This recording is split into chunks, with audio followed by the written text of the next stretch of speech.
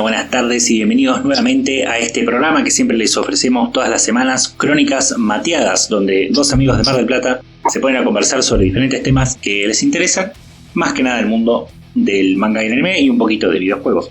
Yo soy Freddy, el que trata de llevar el programa a buen puerto y trae alguna que otra noticia de jueguitos y cuando me pinta de las cosillas de Disney, y me acompaña como siempre la mascota del programa y el gran conocedor del manga y el anime, el distopiano Gonzalo García. ¿Cómo estás, Gonzalo? Bien, acá andamos compartiendo unos matecitos acá y viendo cositas, disfrutando lo poco que queda de vacaciones. Sale alto programín. Claro que sí, y el último grabado a la distancia, si todo sale bien. Los próximos mates van a ser compartidos y puede que mejore aunque sea un poco la calidad conversacional, si eso es una palabra. Claro. Que compartimos todas las semanas. Así, pero bueno, ya adentrándonos en el adentro, querido Gonza, me decías que había una novedad, una especie de nuevo manga que está haciendo un poco de auge, un Ruri Dragón o algo así. Sí, esto es una noticia que en su momento fue furor en la revista Shonen Jump. Estoy hablando de Ruri Dragon, que en 2022 fue un manga simple, minimalista, pero al mismo tiempo sumamente popular, que había reventado la revista, había puesto las manos en el cielo, pero que en un momento determinado se fue al hiatus. Y yo creo, no estoy muy seguro de este dato porque no hay lugar para buscarlo ni nada, pero creo que es uno de los mangas con menos capítulos de la revista que se fue a hiatus, que se mantuvo por más de 500 días en hiatus, y que ahora vuelve, tal vez renovado o tal vez con algunos temitas que vamos a comentar ahora, ¿no? Pero bueno, para dar un contexto, digamos, este es un manga de Shindou Masaoki, un mangaka nuevito que tuvo en la revista varios one-shot y que estaban bien. Yo leí en su momento varios de estos one-shot y estaban bastante bien. Y nada, después sacó Ruri Dragon, que fue bastante popular, un shonen que tiene que ver con la temática escolar, porque sucede dentro de una escuela, y la temática supernatural. Para comentar un poquito de qué se trata la historia, es sobre Ruri Aoki, que es una piba común y corriente, digamos, que se despierta con cuernos de dragón, ¿no? Se despierta un día, se está cepillando los dientes, se mira al espejo y tiene unos cuernos ahí de dragón raros. Serían, cuernos de dragón. Claro, lo que pasa que hacía un tiempo, digamos, se venía dando que algunas series o algunas historias sobre personajes femeninos transformados en dragón estaban siendo muy populares, ¿no? Entonces la apuesta, digamos, de la Shonen Jump viene más por ese lado, y la verdad, para decirte de alguna manera, son como simplemente cuernos normales, como de estilo dagas, sí, que tienen la cabeza, pero bueno, todo el mundo dentro del verosímil de la historia lo asocia con que son de dragón, ¿viste? Okay. Pero ella se sorprende al ver que tiene cuernos, y está así como rara, no quiere ir a la escuela, pero la madre la ve y dice, no pasa nada, anda nomás a la escuela, y no le quiere explicar nada tampoco, ¿viste? Entonces la piba va a la escuela y se trata de eso, ¿no? De la cuestión de una chaboncita en la escuela y cómo los compañeros y los profesores la ven medio extrañados, y obviamente el foco de atención de todos. Y cuando termina el primer capítulo, Ruri como que está por estornudar, y cuando estornuda le sale un aliento de dragón que le quema la cabeza a un pibe. La realidad es que es una historia que va de a poquito, porque tiene 6 capítulos nomás hasta la fecha, y son 6 capítulos cortitos. Después el mangaka tuvo problemas de salud y entró al hiatus por muchísimo tiempo, como ya dije. Pero el atractivo de la serie no tiene tanto que ver con lo sobrenatural, sino que tiene que ver más con la protagonista, cómo atraviesa los cambios, estos que le suceden en el cuerpo, digamos, que al mismo tiempo es una adolescente también, y cómo se enfrenta a esos cambios raros a la vista de las personas, cómo se maneja con sus relaciones interpersonales, tanto en la escuela como en la familia. Y la mayoría de estos capítulos, de los 6 capítulos, son capítulos medios típicos de escolar, digamos. Un día se junta con las amigas y van a comprar ropa, ponele. Otro día se junta en la escuela con el pibe que le quemó el pelo, y el pibe que le quemó el pelo dice no pasa nada, viene con un nuevo corte de pelo. Tiene más que ver cómo a la mina la aceptan a pesar de que se está convirtiendo, que ella no sabe qué está pasando, y nada, es todo muy inocente, todo muy tranqui, ponerle bastante chill. Y después, para avanzar un toquecín, cuando la madre se da cuenta de que la piba ya el secreto que no le quería decir ya está, porque ya le sale fuego hasta por la boca, que un poco le quema la boca, ¿viste? La madre le dice la verdad, ¿no? Le dice que un día ella había ido a un templo y había quedado embarazada de una especie de dragón, dios dragón raro que hay por ahí, que mucho no se sabe la historia, pues ya te digo, tiene apenas 6 capítulos y como va por otro lado la historia se aborda muy poquito. Pero bueno, hacen el viaje madre e hija y todo un capítulo haciendo ese viaje en auto, con una cuestión de crecimiento interpersonal o relacional, digamos. Pero ¿qué pasa? Esta serie, digamos, muy pocas veces sucedió y muy pocas veces pasó, y yo creo que si no hubiera sido por esta situación lo hubieran cancelado al toque, ¿no? Pero cuando se fue al hiatus el manga, salieron los tomos recopilatorios y en Japón fue furor. En Japón el primer tomo fue furor, se agotó en todas las librerías, en todos lados. Hicieron una segunda tirada, hicieron una tercera tirada y se siguió agotando. Así que tuvo un recibimiento de la concha de la lora, y por eso mismo la revista, aparentemente, y porque bueno, el mangaka recién estaba saliendo y qué sé yo, es cuánto, le dejó estar casi un año y algo, o un par más, ¿no? Porque esto es del 2022, un par de años en hiatus con algunas cuestiones, ¿no? Siempre venían avisando que le pasaba a la salud del mangaka y toda la buena. Ya hace poco salió, digamos, que la obra va a volver del hiatus y se va a mantener por 5 capítulos más. O sea, le van a dar 5 capítulos en la misma revista, en la Shonen Jump, pero a partir del capítulo 12, digamos, después de estos 5 capítulos nuevos, la van a trasladar a la Shonen Digital. Y nada, es bastante recomendable, es una historia simple, pero que te dan ganas de leer, es bastante ligera también en ese sentido. Yo sé que por Twitter o por un montón de lugares es una obra que hay muchas personas que la bancan, que tiene lo suyo, y es una historia muy simpática que se puede leer sumamente bien y no le hace mal a nadie. Bien, ya empezamos con una buena recomendación que ya bastantes personas estaban siguiendo, y bueno, puedo dar fe de lo que es la versión digital, esto de Manga Plus funciona bastante bien, y encima nos da hasta los que no estamos en Japón más acceso a estas cosas, así que por ese lado bastante bueno. Sí, en lo que estamos en esta parte por ahí más de novedades y noticias, lo nuevo que va saliendo, en general ponemos en esta parte con Gonza cosas cortitas, ¿no? Que no tenemos mucho para decir, y en eso básicamente todo este preámbulo es porque quería mencionar un poco lo que está pasando con Madame Web, que un poco lo mencionábamos por fuera del programa.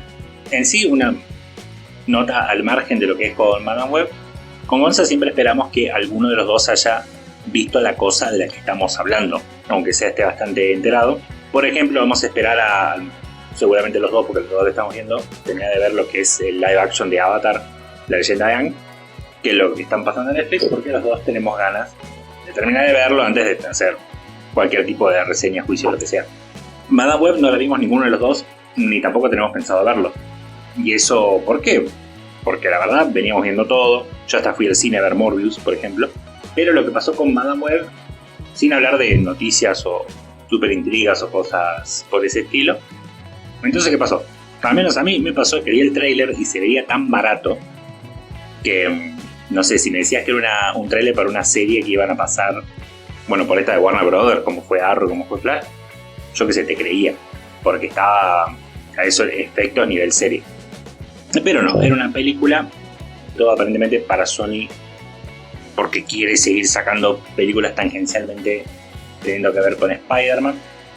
Madame Web siendo un personaje bastante interesante dentro de lo que es la trama de Spider-Man, alguien que maneja la idea de las telarañas como concepto que conecta a varios multiversos y que ve más allá del tiempo y esas cosas. Ahora ya como personaje para llevar a cabo una película parecía medio errado y terminó siendo bastante pedorro como la gente lo esperaba. Y esta pedorrez creo que viene de la parte de que hay mucha gente que está podrida de las pelis de superhéroes. Y creo que tanto como en la audiencia como detrás de las cámaras. Porque al menos en lo que pude escuchar de varias personas que hablaron de la peli, y ni hablar la gente que no fue a verla, ¿no?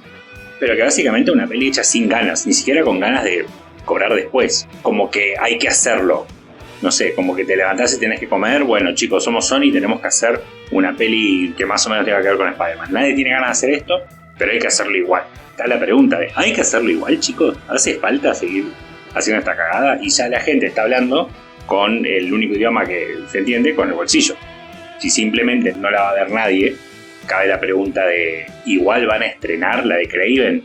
Que seguramente iba a ser igual de pedorra. Igual van a hacer la de Gata Negra, creo que se llama así el personaje, que supuestamente lo iban a hacer también, porque realmente son dos personajes que pueden tener historias copadas sin que esté Spider-Man al lado.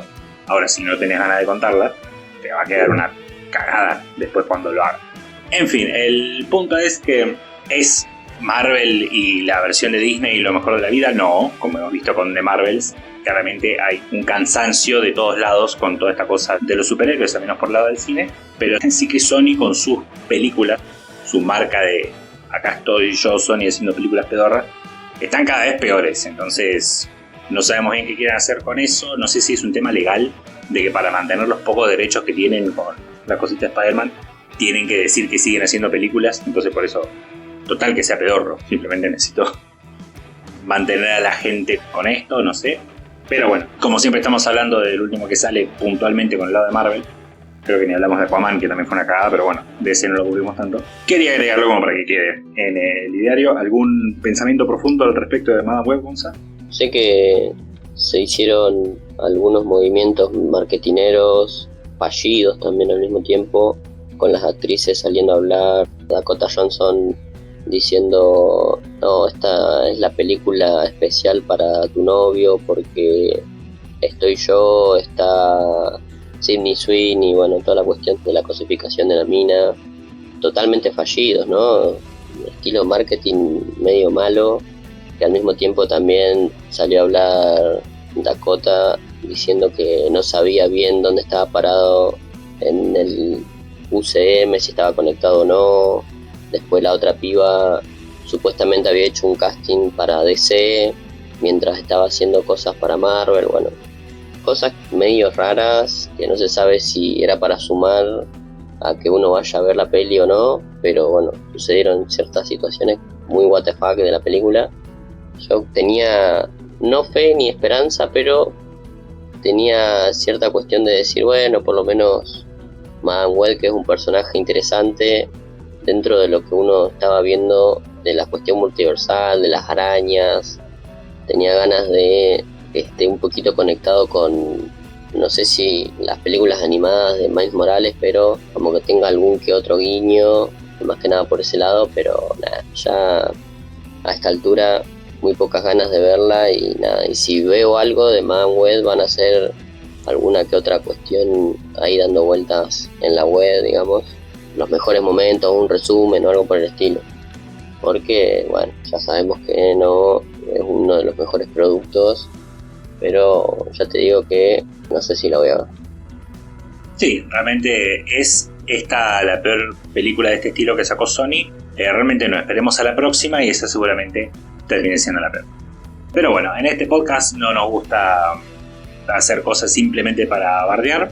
Nos encanta recomendar cosas y decir, esto me gustó, esto vale la pena.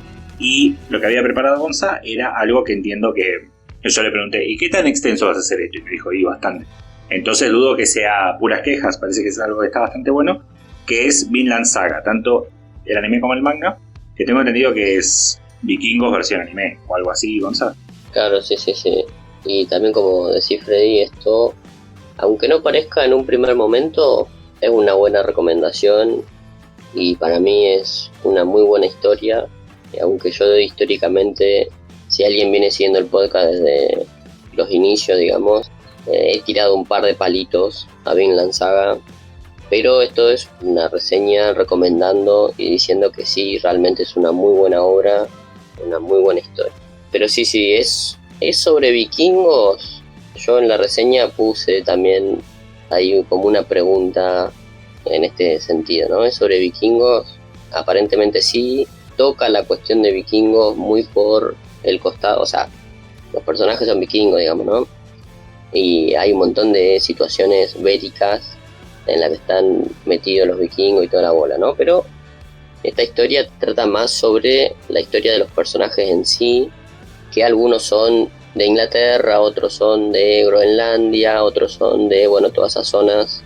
Y voy a dar una especie de introducción antes de toda la cosa, ¿no? Este supuestamente es uno de los 3 grandes mangas del seinen, no sé si de la actualidad, pero que hoy se plantean como los 3 grandes que hay que leer del seinen, ¿no? Más que nada en las redes sociales, más que nada en los fandom, que uno sería Berserk, cosa que nosotros ya hicimos una reseña en el podcast, otro Vagabond, que es de Inoue, del cual le hemos hecho una reseña no de Vagabond, pero sí de Slandang, y el tercero es Vinland Saga, uno de los más recientes de todos estos que mencioné.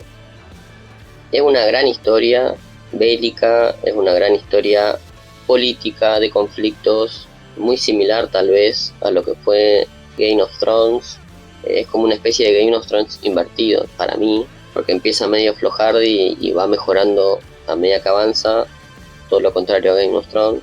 Para mí es muy bueno, tiene una narrativa extraordinaria, digamos, el manga es muy bueno, pero al pasarlo al anime le da un plus bastante interesante en un sentido de dirección, en un sentido de calidad. De todas maneras, yo voy a decir algo medio impopular, un poquito, tal vez muy funable dentro de lo que es el fandom. Todos los que son los fundamentalistas y elitistas del seinen también no la van a perdonar. Pero esta serie está dividida en varias sagas, o en varias partes, digamos, ¿no? Para mí, la primera parte, que vendría a ser más como un prólogo, porque así se llama, digamos, en la historia, me parece medio berreta, me parece una copia lavada de Berserk, toda puesta, digamos, en por 2, ¿no? Una copia lavada de Berserk a toda velocidad. O sea, me parece media chota, me parece que estaba de más, me parece que se hubiera solucionado de otra manera y que no es la mejor parte de la historia, ¿no? El prólogo me parece una gilada. Pero después, con el paso del tiempo, la calidad aumenta, se vuelve una historia totalmente distinta, mejora de una manera increíble. Así que nada, para mí es una muy buena historia, ¿eh? No digo que no hay que ver el prólogo, no hay que leer nada, o sea, no, leete el prólogo o mirate el prólogo en el anime, que bueno, en el anime es toda la primera temporada y es un prólogo muy amplio, tiene muchos capítulos. Pero bueno, salvando esa cuestión que... Pero el prólogo, sí, cuando lo comparás con Berserk, es puntualmente la primera parte, porque dudo que Vinland Saga tenga mucha magia. no, más que nada lo comparo, igual hay muchos puntos en común, digo, ¿no? Pero más que nada con los arquetipos de personajes, porque la primera parte, si bien la voy a hablar más adelante, el protagonista es un vengador, o sea, se quiere vengar de una persona particular. Hay muchos personajes en el medio metidos muy similares a los que están en Berserk. Digamos, la cuestión narrativa también tiene algo que ver con eso. No tanto los personajes, y obviamente acá no hay tanta magia que digamos, por lo menos en un primer momento. Pero bueno, antes que nada y antes de empezar a ahondar un poquito en lo que es la historia y la trama, voy a comentar lo típico de siempre, la parte, digamos, más seria o los datitos. Que Vinland Saga comenzó en 2005, y sigue hasta la fecha con capítulos mensuales más que nada, obviamente cayendo por momentos en hiatus. El autor es Makoto Yukimura, es un seinen bélico histórico porque toma partes de cosas que sí sucedieron, digamos, y a veces cambia un poquito los nombres. Hay una cuestión histórico-ficcional, digamos.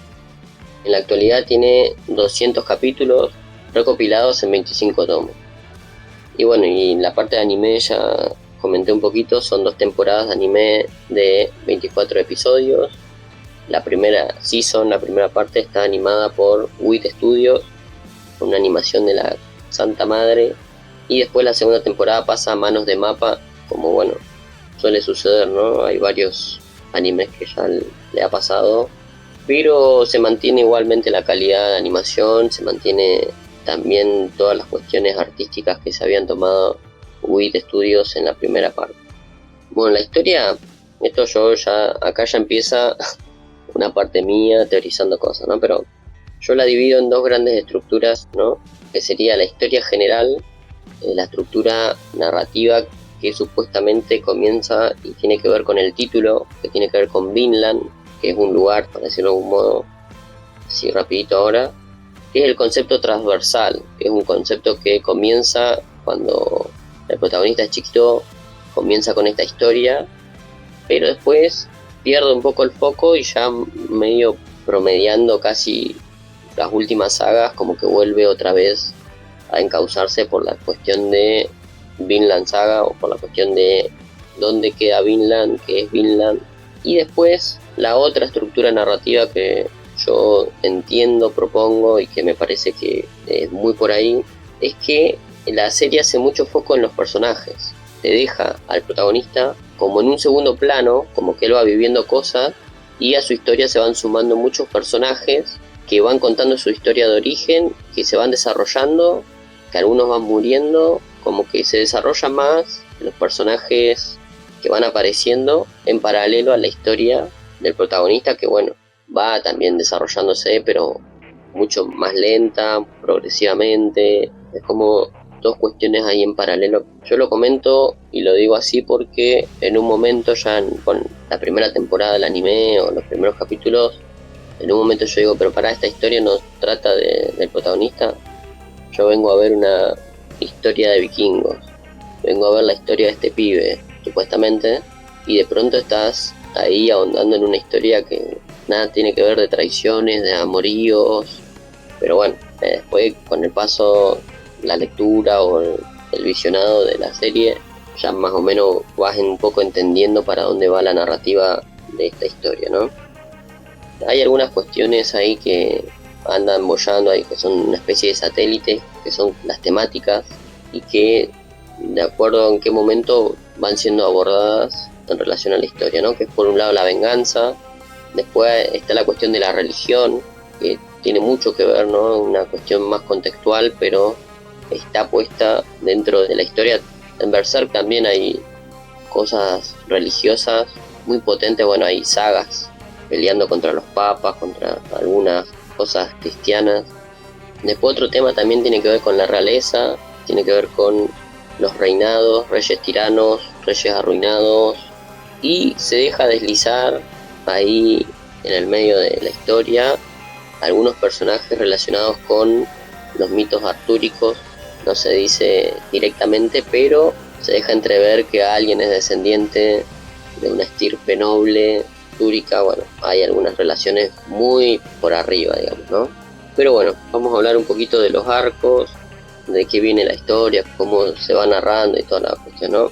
El primero, como ya dije, el prólogo, donde se narra la vida del protagonista, Thorfinn, que es un arco de venganza bastante simplificado, que bueno, yo ya comenté, ¿no? Que si Berserk dura tantos capítulos en una historia de venganza tan zarpada, y vamos a decirlo de alguna manera, en Berserk nunca se logra por ahora, y bueno, por la muerte de Miura no logró él concluir con la historia de venganza, y ahora Koji Mori, que está detrás de esto, tal vez está buscando concluir con la historia de venganza a pasos muy acelerados y tal vez artificiales, vamos a decirlo. Una historia que no logra cumplir su venganza. Esto entre paréntesis, a pesar de lecturas de otras personas que digan que bueno, Guts largó la venganza, se hizo bueno, se pacificó y toda la pelota esa que no está, y son sobre lecturas de algo inconcluso, digamos. A pesar de todo eso, yo digo que para mí Guts no logra su venganza, queda inconclusa. En este caso, Thorfinn, hay también una cuestión acá de una venganza medio inconclusa, ¿no? Pero bueno, el prólogo, ¿no? El prólogo comienza con los normandos, habitantes de países escandinavos y todo por el estilo, y se narran las historias, esto todo de sagas antiquísimas, y te dicen, mirá, habían guerreros re poderosos que daban la vida, etcétera, etcétera. Bueno, lo que nosotros sabemos de vikingos y todas esas etcéteras. Pero la historia comienza con un personaje llamado Thors, que en esta historia Thors es uno de los guerreros nórdicos más poderosos que había acá en esta historia. Este Thors, cansado de la victoria y cansado de toda la bola, se da cuenta que va a tener unos hijos ahí. Entonces se escapa con la esposa, se va del campo de batalla y listo. Pero por conflictos políticos y vengativos, la guerra, los mercenarios y un par de personas involucradas lo alcanzan y lo van a buscar unos mercenarios, y se da la casualidad que justo Thor estaba haciendo un viaje medio de negocio, medio así nomás, un viaje chill, ponele, y se lleva a los niños varones a que vayan a ver cómo es navegar en el mar y toda la pelota, y se embarca con unos niños y su hijo Thorfinn. Pero ¿qué pasa? En el medio camino los invaden los mercenarios, Thor los recontracaga matando a todos de una manera sumamente violenta, mucho más violenta en el manga.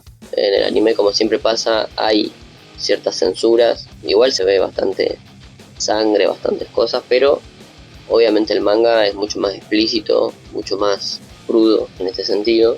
Pero ¿qué pasa? Thor está viajando con unos niños, está viajando con su propio hijo, y estos los mercenarios se dan cuenta, entonces van, toman a los pibitos como rehén, y Thor se entrega y dice, bueno, listo. Entonces, bueno, Thor da la vida por los pibes, y los mercenarios cumplen su negocio, lo que venían haciendo, ¿no? Thorfinn, el hijo de Thor, ve todo esto y decide tomar venganza contra los asesinos de su padre, contra estos mercenarios que tomaron el laburo de ir a matarlo. Entonces Thorfinn se infiltra en el barco de los mercenarios e intenta matar al líder llamado Askeladd. Pero obviamente sucede que Thorfinn es un niño, y por lo que uno ve en un primer momento es un niño muy vainilla, un nene bastante tiernito, para decirlo de alguna manera, y nada, obviamente lo cagan a palos, o sea, no puede matar a nadie, pero está totalmente poseído por la venganza, y el chabón dice, de este barco no me muevo hasta que mate a este chabón. Y Askeladd, cuando ve y se da cuenta que es el hijo de Thor y toda la pelota, decide adoptar al pibe. Le hace una promesa y le dice, mira, si querés podés seguirme, yo te voy a dar misiones en las que lo usan como carne de cañón al pibe, y si vuelve le va a dar la posibilidad de tener un duelo con el líder, ¿no? con Askeladd. Y esto sucede a lo largo de varios años, y hasta que Thorfinn va adquiriendo experiencia en el campo de batalla, se va haciendo poderoso, se va haciendo un luchador medio estilo pícaro, con dagas. Obviamente es chiquito, es un niño, pero cuando va creciendo no es que crece en tamaño, sino que es bastante retacón, digamos, ¿no?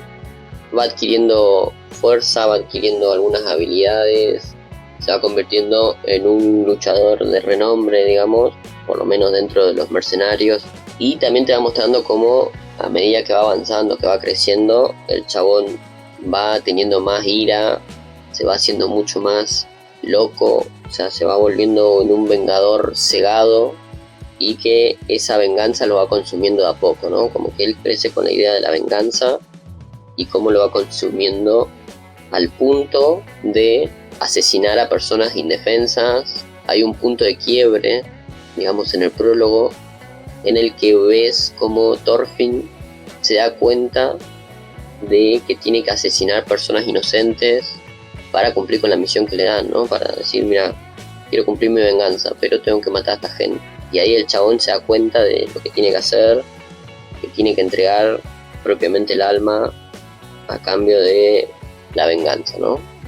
Bueno, acá hay unas cuestiones que yo marqué. Esto ya para la comparación de con Berserk, que bueno, tiene que ver un poco con la venganza cegada y toda la bola. Pero a mí me parece un poquito que la cuestión de Askeladd, este mercenario que lo adopta a Thorfinn, es muy similar y es una estrategia casi narrativa tal cual, creo yo, copiada de Berserk, ¿no? Porque es como cuando Guts es entrenado por Gambino, mercenario que también lo hacen luchar, lo entrenan, pero lo entrenan de mala manera, a los golpes, si se muere, se muere. Como que tiene una filosofía muy similar entre Gambino de Berserk y Askeladd. Y al mismo tiempo sucede una traición entre Gambino, digamos, a Guts medio que lo vende por unas monedas, por una cuestión media sexual, ahí, ¿no? Y acá no pasa mayores, por eso digo que me parece una copia lavada, no la historia en general, sino el prólogo. Porque bueno, en Berserk suceden cosas mucho más atroces al niño, ¿no? Al pibito. Acá no tanto, porque es medio que lo educa y medio que le tiene cierto aprecio a Thorfinn, ¿no? Es como que si bien le dice, bueno, si muere, se muere, pero como que hay un aprecio que va creciendo y que él sabe que puede contar con él como un guerrero capacitado, cualificado, digamos, para mandarlo a misiones súper complicadas y recontra cruciales, digamos, ¿no? Para la trama. Pero bueno, en estos lapsos de entrenamiento, de viaje, de que al mismo tiempo que Thorfinn va entrenando, Askeladd va ganando todas sus misiones, todas las cosas que hace, las va ganando, se va haciendo un nombre, se va haciendo conocido. Llega una misión muy crucial también en este momento, que es que tienen que ir a capturar, o bueno, en realidad la idea es que tienen que ir a matar a un príncipe que había dando vueltas por ahí, al príncipe de Inglaterra y Dinamarca. Pero, ¿qué pasa? Askeladd en un momento determinado ve que el príncipe también es un recontra vainilla, es un pibe retraído, introspectivo, medio que si no le hablan por él, no habla, más vainilla que Thorfinn capaz incluso. Pero Askeladd ve una oportunidad, ¿no? Porque dice, mira, tenemos al príncipe acá, podemos hacer esto y lo otro. Entonces el chabón, al ser un estratega, comienza a mover los hilos para quedarse con el príncipe, para secuestrarlo al príncipe, empezar a hablarle, lavándole la cabeza al príncipe, para quedarse con, obviamente, el reinado de Inglaterra y Dinamarca. Pero bueno, en esta primera parte del prólogo, digamos, te muestran cómo Canuto, bueno, el príncipe se llama Canute, o Canuto, o Canut, es medio raro los nombres, pero bueno, supuestamente existió, supuestamente es un nombre que es real, históricamente real. Bueno, también un poquito para comparar acá, otra vez con Berserk, que ya me pongo pesado con las comparaciones, pero bueno, es irremediable, inevitable. Canuto es muy recontra parecido a lo que era Griffith en Berserk, porque primeramente tiene un casco muy parecido a la de los halcones, es alto, es bello, las tiene todas menos la actitud. Griffith, cuando uno lo conoce en Berserk, ya lo conoce con una actitud media superado, ¿no? Medio de pibe cheto superado, que el chabón obviamente luchando, de a poquito va logrando su objetivo. Bueno, Canuto tiene toda la cuestión visual de Griffith, pero como ya había anticipado, es medio vainilla, es un pendejo boludo, un pendejo que no sabe qué hacer, no sabe nada. Hasta que está con Askeladd. Askeladd hace que el pibe sufra ciertas pérdidas, sufra ciertos momentos que le hace un quiebre a Canuto. Y hay una cuestión bastante importante que sucede, es que Canuto llevaba ahí en el viaje llevaba a su mano derecha, que era un sirviente, un viejo que era más vivo de la corona que medio que obraba por él, y lo salvaba de un montón de situaciones políticas, y llevaba también con él un cura del catolicismo, ¿no? Un cura cristiano que en esta parte tiene mucho que ver, y que a la larga, digamos, cuando Canuto ya sufre su transformación de pendejo medio boludo a un pendejo con una ambición, un chabón que quiere tener la corona para él, que quiere volver a su país o a su reinado y desalojar al rey y quedarse él, a pesar de tener hermanos mucho más dignos y mucho más mayores y que están en la línea directa de sucesión, digamos, del trono. A pesar de todo eso, y con los estímulos que le presenta Askeladd, Canuto comienza a tener una transformación, que es por un lado una transformación de ambición, pero por otro lado es una transformación cuasi religiosa, una transformación en la que el chabón entiende al dios cristiano, pero quiere superarlo, ¿no? Quiere convertirse en el dios acá en la tierra, digamos, ¿no? Muy parecido a lo que hace Griffith también en Berserk con la mano de Dios, ¿no? Se convierte en uno de la mano de Dios. Eso está todo en nuestra reseña de Berserk, obviamente. Griffith tiene una especie de situación así muy parecida.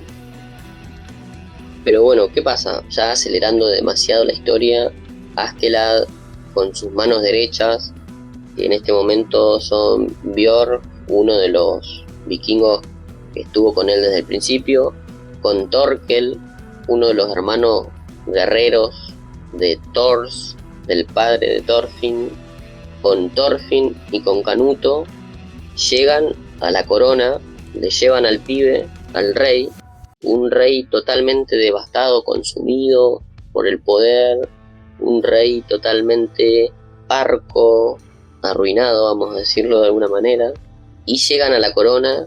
En la llegada ya se empiezan los tejemanejes políticos, saben que en la primera de cambio le van a tender una trampa a todos y los van a cagar matando a Askeladd, de todos estos bárbaros que quieren apoderarse de la corona. Entonces sucede una situación recontra caótica, recontra qué sé yo, y por cuestiones que la trama lo lleva a sacarse los últimos ases debajo de la manga, Askeladd termina matando al rey, lo decapita de un golpe seco. Canuto no le queda otra, entre el shock que está pasando, entre todo lo que está pasando, no le queda otra, y el mismo Askeladd se deja matar por Canuto. Esto ya full spoilers, porque sí o sí hay que spoilear todo. ¿Y qué pasa acá, no?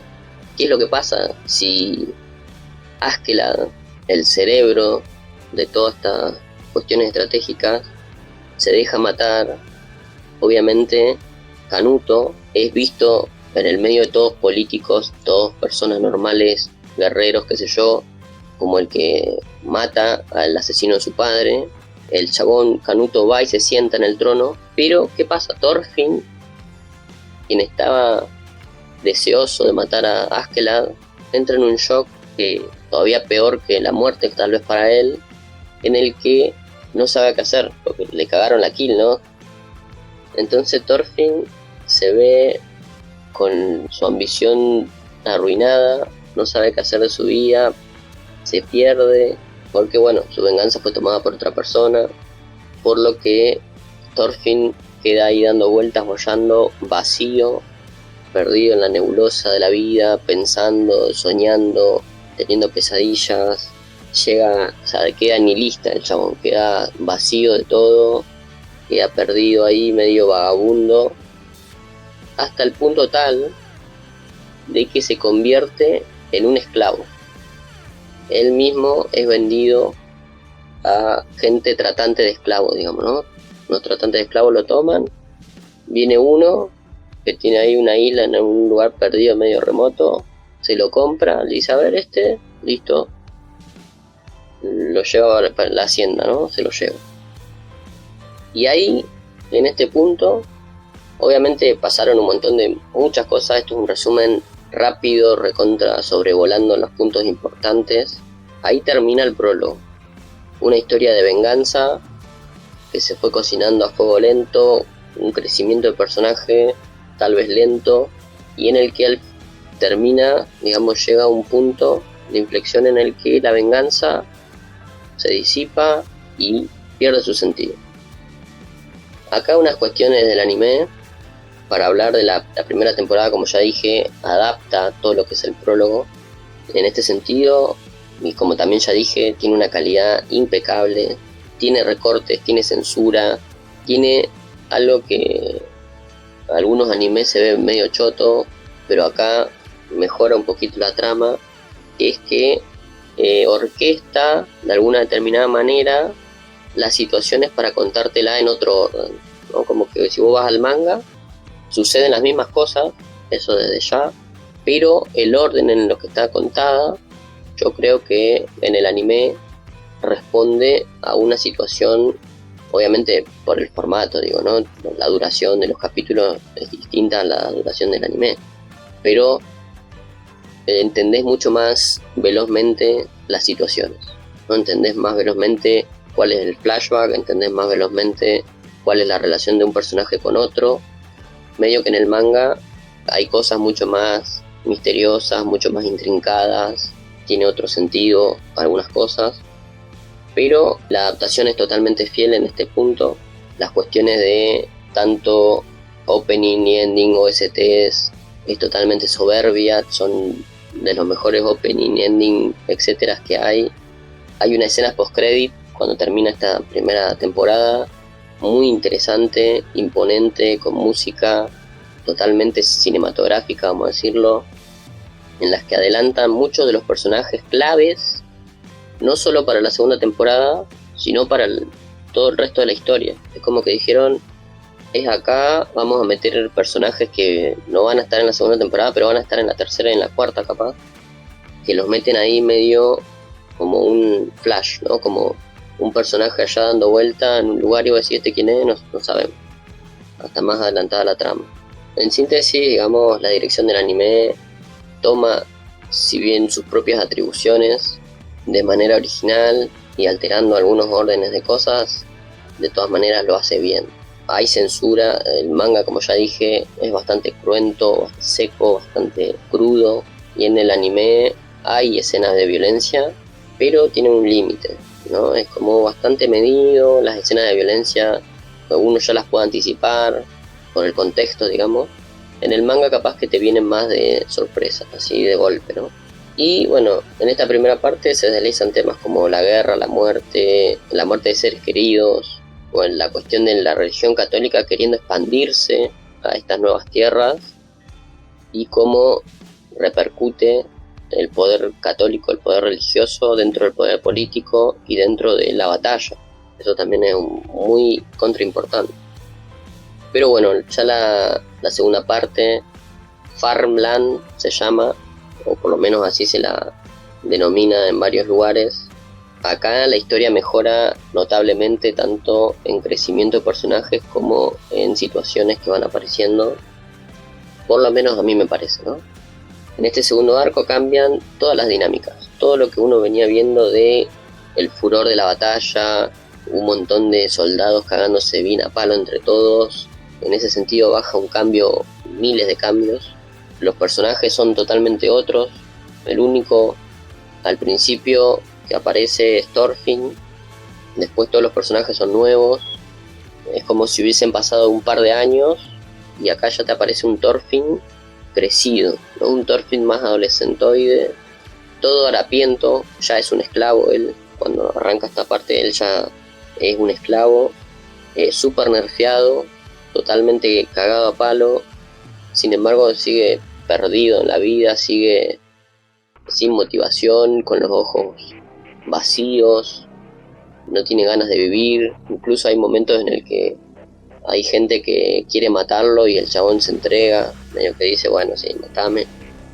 Igualmente lo convierten en un esclavo, o sea, lo llevan a una granja a laburar, pero le dicen, mira, si deforestás todos estos bosques y haces plantadíos de trigo, yo, el esclavista de todos estos, te doy la libertad. Y te doy tierras y te doy este campo para que vos lo sigas trabajando, ¿no? Así que nada, el chabón medio que no le importa, medio que si bien le hacen esa promesa, el chabón medio que, bueno, igualmente no tengo nada que hacer, así que voy a hacerlo.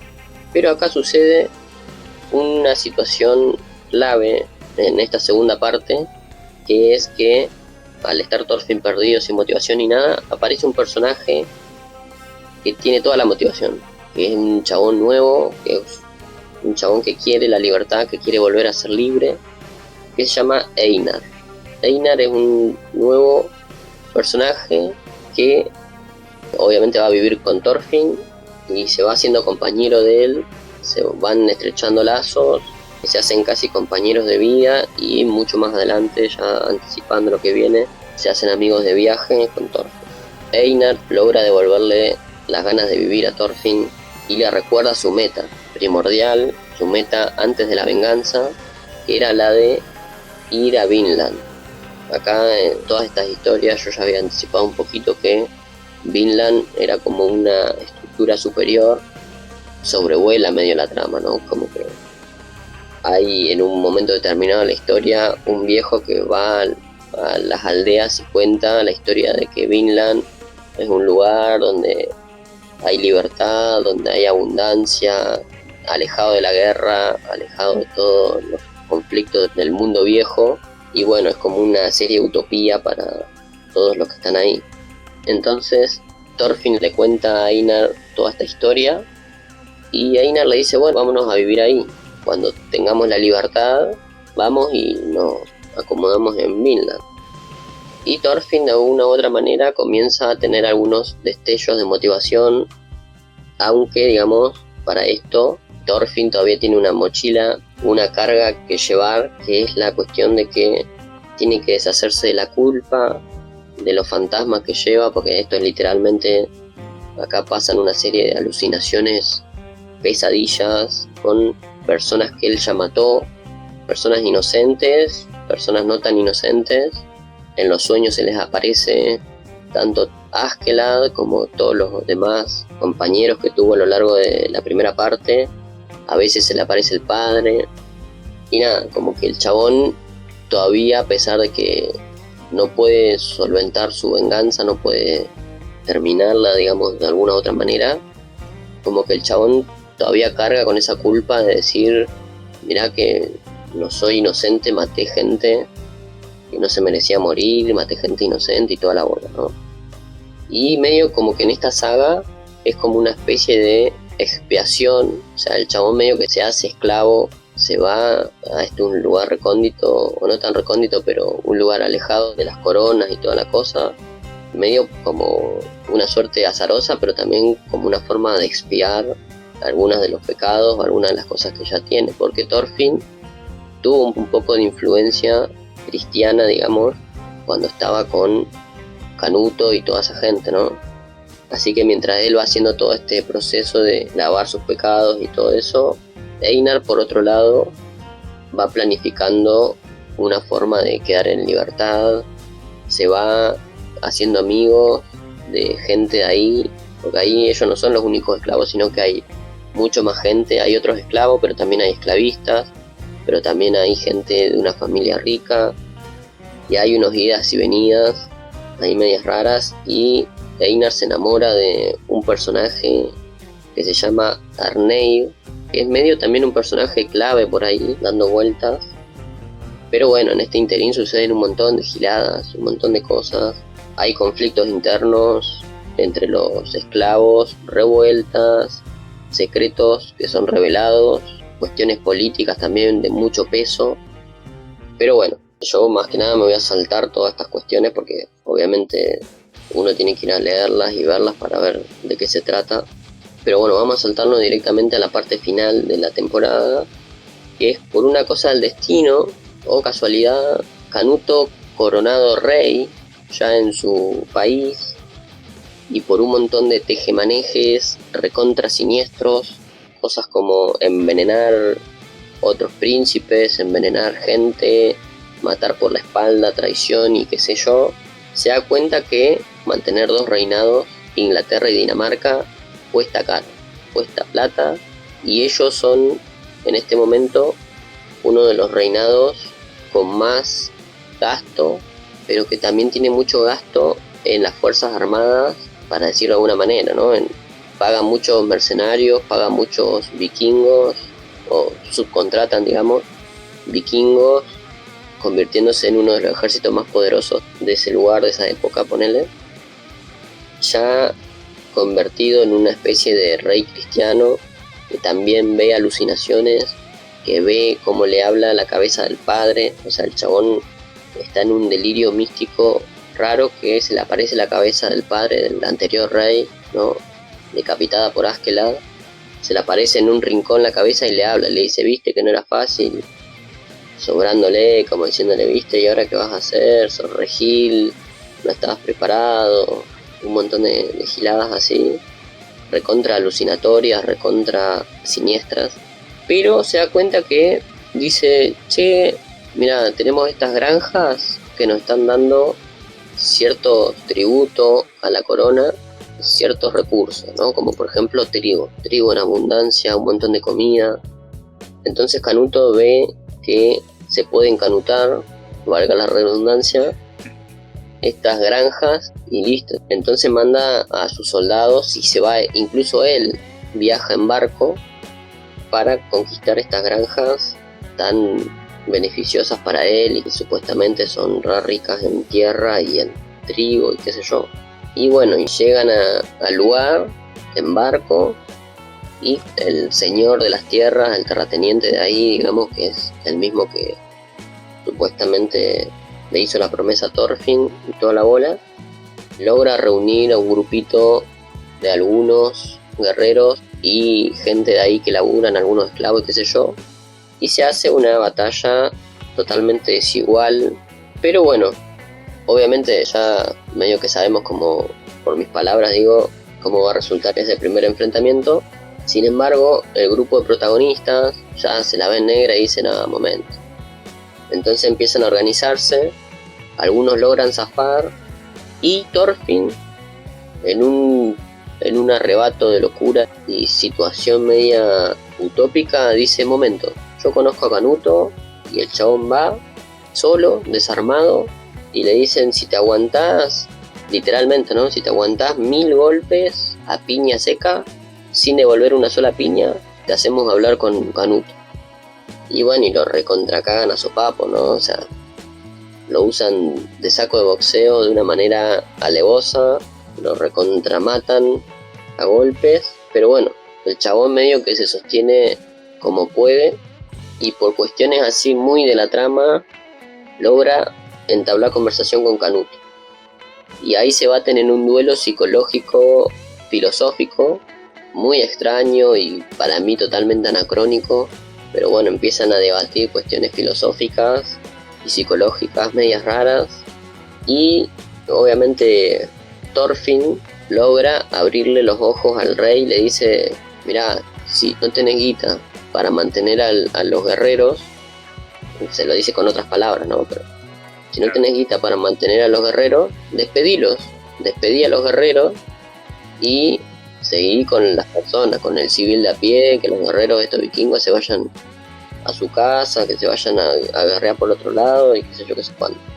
Esto es lo que supuestamente dice Thorfinn, lo que entiende Canuto y lo que después, más adelante en la historia, sucede. Porque bueno, los guerreros nórdicos estos estaban generando un gasto innecesario supuestamente y qué sé yo. Pero bueno, este segundo arco argumental, bien llamado Farmland, termina con que Thorfinn, ya embarcado con su amigo Einar, con algunas provisiones y con ciertas cuestiones, vuelven a su casa y llega, ve a su familia, pero ¿qué pasa? Él se había ido hace unos años, muchos años, él ya ahora es un adolescente, y en la familia medio que nadie lo recuerda, no se acuerdan de él. Dicen, sí, yo tenía un hermano, pero bueno, lo tenía y seguramente ya murió y nunca más lo vimos. Pero entre idas y venidas, medio que la madre se acuerda de Thorfinn y medio que dicen, ah, sí, vos podés ser Thorfinn, ponele. Y bueno, y lo reciben ahí y comienza la organización y le dice, ¿no? Le dice, mirá, yo me voy a ir porque no es que vengo a quedarme, sino que vengo, pero me voy a Vinland, me voy a esta tierra utópica que solamente hemos escuchado nombrar de manera muy escasa, digamos, y gente muy dudosa y que no sabemos si existe o no, pero nosotros vamos a ir ahí. Pero uno de los comerciantes, un personaje medio clave que estaba dando vueltas por ahí, que fue el que inició en Thorfinn aquella historia de Vinland, les dice: yo estuve ahí, yo estuve en Vinland, pero para ir a Vinland necesitamos preparativos y necesitamos barcos, necesitamos plata, necesitamos gente, necesitamos un montón de giladas. Entonces, bueno, ahí comienzan los preparativos y termina Farmland. Todo Farmland está adaptado en la segunda temporada de Vinland Saga, animada por Mappa. Como ya dije, la animación sigue siendo de mucha calidad, digamos, muy buena. En la animación, de todas maneras, hay algo sí cuadra, digamos, con la historia, pero que en el manga no está, que es original de la animación, que es el pasado de Einar. El pasado de Einar, cómo se convierte en esclavo, es algo que en el manga se dice muy por arriba, pero que en la animación está toda la escena. Hay una escena que es esta segunda temporada comienza con eso, con la escena en la que Einar está en su aldea plantando trigo y es invadido y se convierte en esclavo.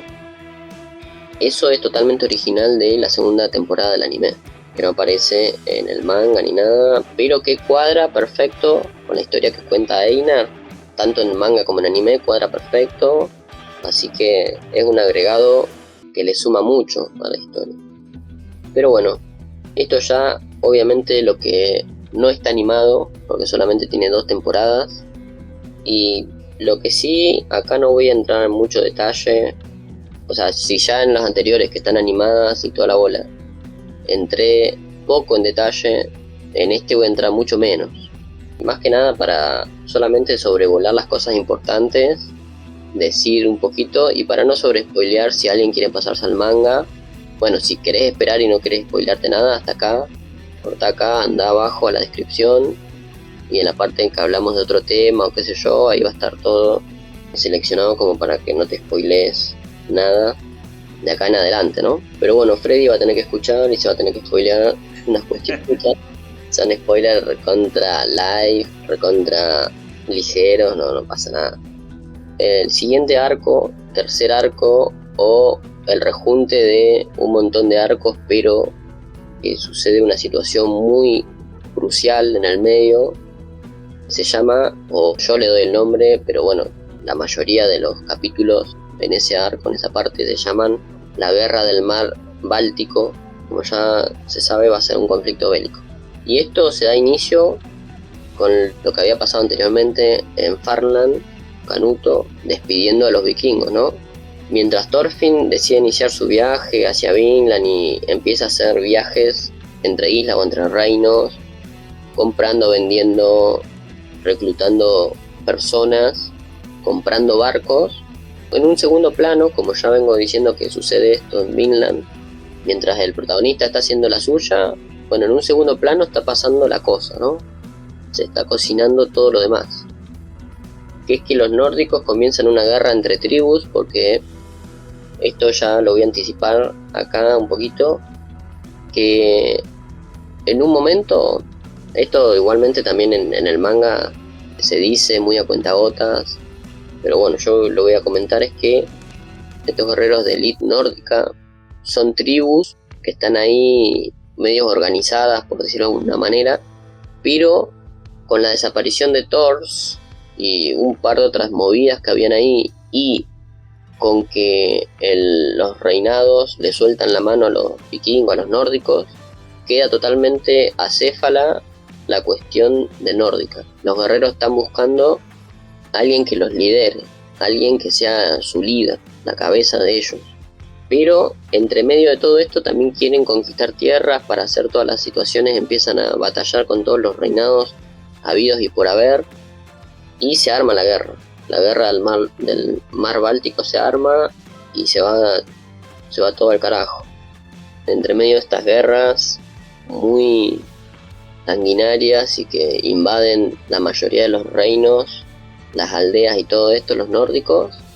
Justo en ese conflicto, Thorfinn estaba comerciando en uno de esos lugares y se encuentra con su tío Thorkel, que Thorkel era también un guerrero muy poderoso que ya había acompañado al grupito de Askeladd en sus primeros momentos. Y Thorkel está ahí enfrentándose contra Canute, está enfrentándose contra otros reinados, pero Thorfinn se mete en el medio de esas luchas y va a hablar con los superiores de los vikingos y le dice: yo, siendo el hijo de Thor, no quiero la corona y quiero que esto lo resuelvan de una manera pacífica. Y ahí suceden muchas otras cosas que obviamente no voy a spoilear porque bueno, son de honda importancia en este sentido. Y bueno, los vikingos dicen: bueno, bajemos un cambio, dejemos de romper todo y arreglémoslo de manera medio civilizada. Y Thorfinn dice: bueno, listo, me voy, yo voy a seguir mi viaje, yo no quiero nada, no me sigan, me voy a reclutar personajes así randoms y listo, y ustedes arréglensela.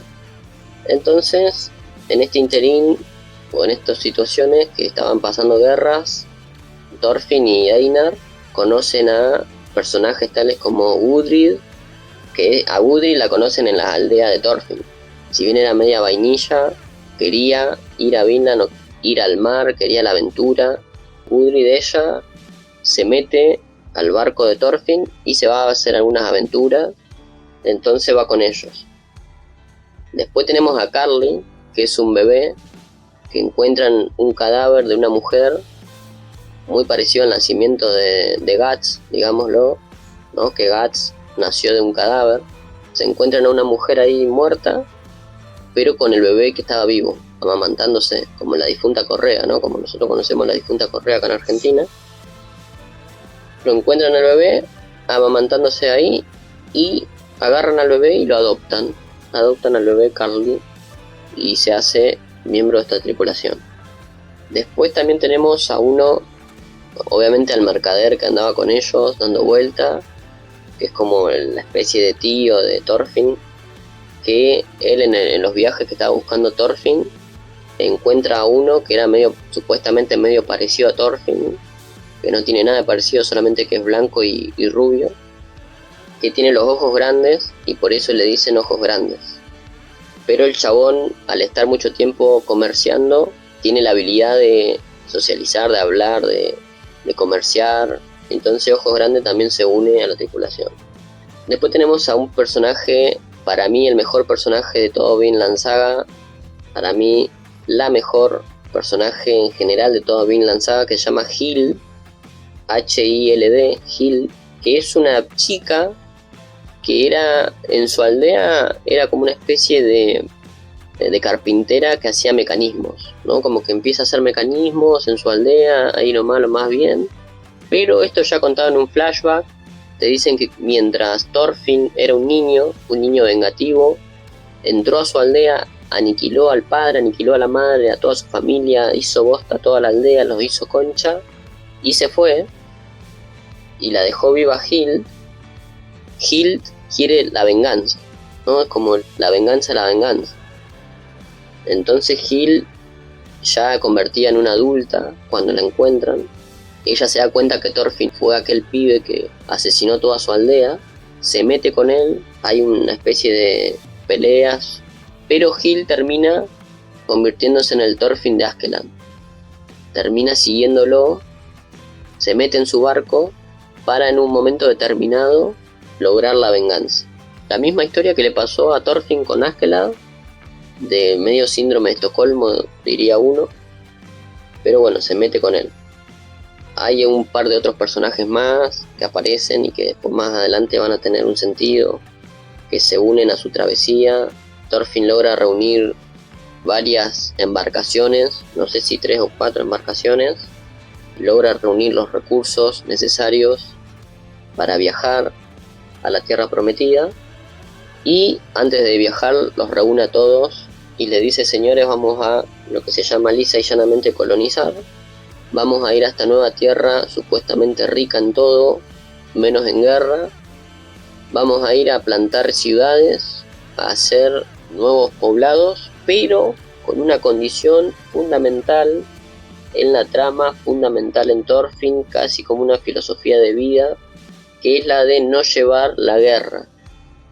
¿Cómo se logra esto? Supuestamente un pensamiento filosófico primitivo de Thorfinn es que si no llevamos a cero ningún arma, no va a haber guerra, ¿no? Entonces les prohíbe a todos que lleven ni siquiera un arma, nada, que nadie lleve arma, todos desarmados, así nomás con una mano atrás y otra adelante, desarmaditos, emprenden el viaje y supuestamente con esta regla cumpliéndose a rajatabla, supuestamente, para anticipar un poquito lo que va a suceder, todos parten y acá termina obviamente el tercer arco argumental, si es que uno los dividiría en arcos. Yo supongo que en el anime lo van a dividir hasta este momento, lo que viene después no sé cómo llamarla porque tiene un momento, una parte que están en el viaje en el mar, que se llama Navegando al Oeste, y después cuando ya llegan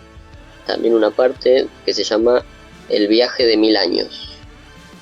Y esto ya obviamente voy a decir 3 cositas nomás, porque no vale la pena spoilear todo, la magnificencia de esto, que si la guerra del mar Báltico era uno de los puntos más altos de la historia, para mí esta parte ya es algo sin precedente en la obra, una cosa increíble, que me parece sumamente original y sumamente extraordinario, donde meten un montón de cosas que las voy a comentar ahora, ¿no? Pero bueno, logran llegar a Vinland, atisban tierra cual colones llegando a Latinoamérica para conquistar y destruir, advierten tierra a la vista y llegan a Vinland, lo que hoy conocemos, no sé si esto es spoiler, pero bueno, obviamente vuelvo a decir, conocemos como Canadá y el norte de Estados Unidos. Llegan ahí porque ellos parten de Groenlandia a Canadá y el norte de Estados Unidos. Pero ¿qué pasa? Oh sorpresa, lo que ellos creían que estaba desolado, desierto, que no había nada, que era un lugar virgen y qué sé yo, oh sorpresa, se desayunan que hay aborígenes. Se desayunan que hay otras personas, tribus, gente ya viviendo ahí, habitantes nativos, para lo que Thorfinn empieza a recapitular todas las situaciones. Ya digamos, tampoco voy a sacar un poquito de drama en esto, porque bueno, yo lo dramaticé un poquito porque bueno, me parece que tiene que tener ese impacto, pero digamos en el viaje medio que ya el viejo que había venido ya a estos lugares les había dicho, mirá que hay habitantes por ahí, fíjate que no es que vamos a llegar así nomás, sino que va a haber otra gente ahí, ¿no? Pero bueno, se desayunan que realmente hay gente ahí, ¿no? Realmente hay, constatan de manera experiencial que había gente. Y los viajantes, Thorfinn y su grupito, buscan de manera pacífica instalarse por los alrededores de ahí. Pero sobreviene una situación sumamente histórica y sumamente importante en la historia y en todo lo que tiene que ver con las conquistas, que es la cuestión idiomática, ¿no? El idioma como una de las principales barreras para no generar una batalla campal y decir eso que no hablan mi idioma no son personas. Está la cuestión idiomática, nadie se entiende con nadie. Sin embargo, de ambos lados, digamos, tanto los nativos como los extranjeros intentan hacer que haya un acercamiento comunicativo, pacífico, y empiezan a querer comunicarse con señas, empiezan a hablarse con palabras específicas y determinadas. Esto nadie se entiende con nadie, pero de a poquito, a lo largo de estos capítulos, Thorfinn logra instalarse, logra estrechar unas relaciones pacíficas con los nativos y logra finalmente instalar 2 o 3 aldeas a lo largo de la costa de Canadá y Estados Unidos, o lo que yo creo que es Estados Unidos. Esto todo lo que digo, sé que es Canadá sí, pero en una parte después viaja medio un poco más para abajo y yo creo que va por ahí, digamos. Pero bueno, logran instalar un par de ciudades ahí. Y de todas maneras, como ya había anticipado de no se podían llevar armas de acero y toda la bola, hay un grupito minúsculo, un grupito de 3 personas con Thorfinn que habían traído una espada de acero y se desencadena la locura, ¿no? Porque bueno, suceden cosas caóticas, suceden cosas de incomunicación idiomática, se arma un bardo importante, después más adelante se abundan en las cuestiones de enfermedades y cosas por el estilo. Hay profecías, hay cuestiones de tribus originarias, hay cosas realmente que tienen que ver con la cultura de los vikingos, pero también tiene que ver con las culturas primitivas, abordadas de manera muy interesante, y se plantean muchas cuestiones filosóficas en un sentido de progreso y en un sentido de qué hacer con dos culturas que se están chocando entre sí, ¿no? Pero bueno, como ya dije, este manga, esta historia todavía continúa, sigue de manera esporádica, con capítulos cortos ahora, y nada, hay que esperar para seguir leyendo a ver cómo va a resolverse toda la cosa, ¿no? Así que nada, para mí Vinland Saga fue como algo que en un primer momento rechacé, no me gustaba mucho lo que había visto en el anime, pero dándole una segunda oportunidad, viendo cómo seguía la historia y pasándome finalmente al manga, entendí que es una gran obra, que no solo es una historia para entretenerse, sino también es una historia que condensa filosofía, que condensa situaciones históricas, situaciones políticas, todas mechadas de una manera increíble, y que también tiene cositas así no innovadoras, yo no diría innovadoras, pero que se salen de un marco, digamos, del típico personaje vengador y que vos ves todo lo que ve ese personaje. Acá no, acá como que la historia del personaje va por un lado y tenés también mucho otro mundo rico en otros personajes que van creciendo y que se van desencadenando muchas otras cuestiones. Obviamente esto está íntimamente relacionado con que estamos viendo también situaciones históricas que han pasado y obviamente con sus dejos de ficción y que son, digamos, propias y originales de la obra, pero hay algunas situaciones así históricas que tienen su cierto interés y que tienen su grado, digamos, de influencia dentro de esta obra. Es una recomendación y obviamente hay un millón de gente que ya conoce Vinland Saga, es uno de los animes de temporada más hablados. Obviamente el año pasado fue uno de los hitos del anime, muy interesante, así que nada, recomiendo y obviamente al que le interese puede pasarse al manga también. Bueno, ahí tenemos una de las más breves recomendaciones de el compañero Gonzalo, que se sigue publicando en el caso de Vinland Saga. Veremos lo que siguen sacando en anime, seguramente por lo que estuviste contando, Gonza, probablemente lo corten en esos momentos, lo poco que queda, porque, bueno, a ver, yo estoy tomando tu perspectiva, pero mucho otro lugar para cortarlo no hay, como que queda muy redondo. Tuki acá está en el agua, Tuki acá está en Canadá, aparentemente. Veremos cómo sigue. Ahí terminamos con esta gran recomendación, que termina siendo el foco de este programa, y sí lo vamos a estar viendo en los próximos. Lo que sí, Gonzalo, ¿dónde se pueden comunicar con nosotros y dónde más nos pueden escuchar? Bueno, por supuesto, nuestras redes sociales son en Twitter, @Mateadas, y después las plataformas en las que salimos es YouTube y Spotify como Crónicas Mateadas, y también pueden darse una vuelta por Amazon Music, que ahí también estamos como Crónicas Mateadas. Excelente, gente, nos vemos en la próxima, donde por ahí estemos más cerca de lo que parece. Luego. Adiós.